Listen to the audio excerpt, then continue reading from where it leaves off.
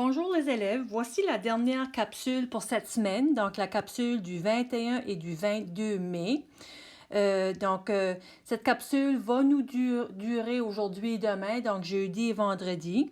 Ça fait suite à ce qu'on a vu depuis le début de la semaine. Donc aujourd'hui, encore une fois, je ne verrai pas de matière nouvelle avec vous autres. On va tout simplement continuer encore avec les équations de droite. Et mon but, c'est de faire un retour sur le numéro 4 et le numéro 5 de la feuille d'exercice que je t'avais demandé d'essayer pour aujourd'hui. Je t'avais demandé d'essayer les numéros de 1 à 5. Donc, je vais regarder un peu plus en détail les numéros 4 et 5 avec vous. Si jamais tu as eu des difficultés avec les trois premières, n'hésite surtout pas à me communiquer. Donc, ici au numéro 4 et 5, la raison que je veux les regarder avec vous, c'est parce qu'on donnait les indices sous différentes formes.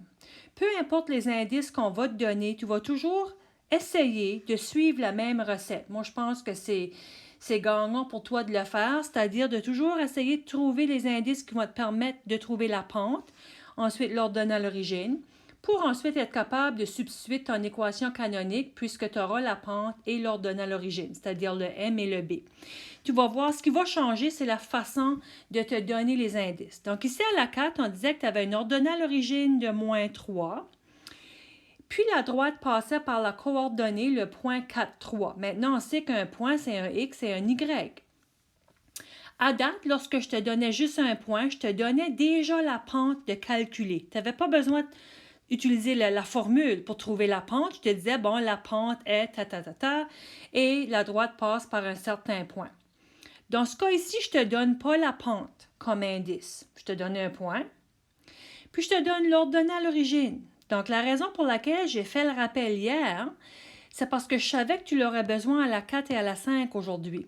Si on te donne l'ordonnée à l'origine, tu peux l'écrire sous forme de coordonnées. C'est-à-dire qu'on sait que l'ordonnée à l'origine, c'est la valeur du Y lorsque le X est 3. Vous voyez, ça me donne une coordonnée ici que je peux aller combiner avec une deuxième coordonnée.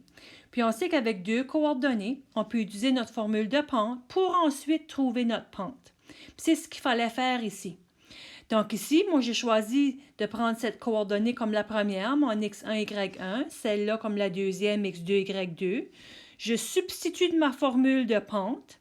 On fait attention, ici on a deux moins côte à côte qui nous donnent un positif. Ça nous donne une pente initiale de 6 quarts, mais qui va se réduire. On est capable de la simplifier à 3 demi.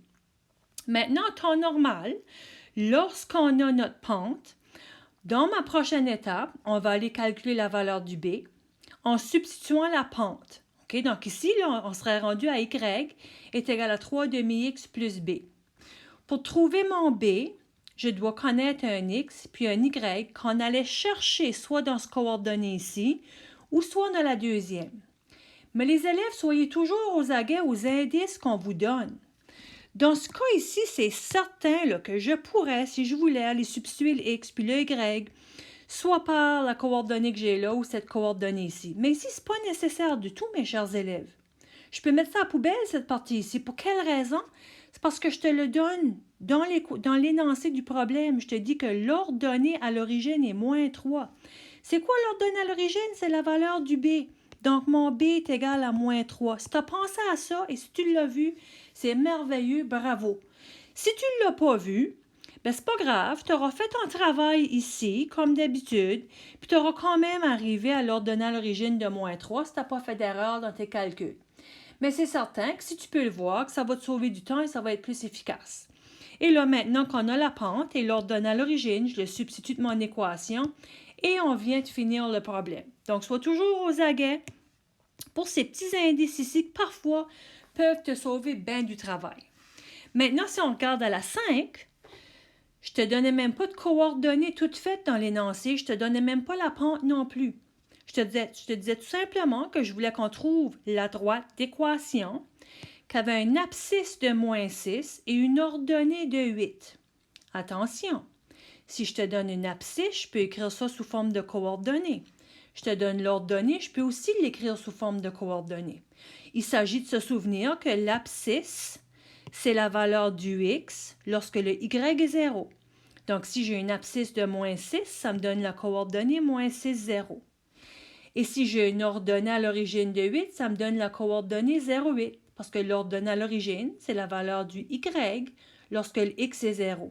Maintenant, vous voyez qu'avec nos deux coordonnées, on peut suivre le modèle habituel, c'est-à-dire qu'à l'étape 1, je peux aller calculer la valeur de ma pente avec mes deux coordonnées.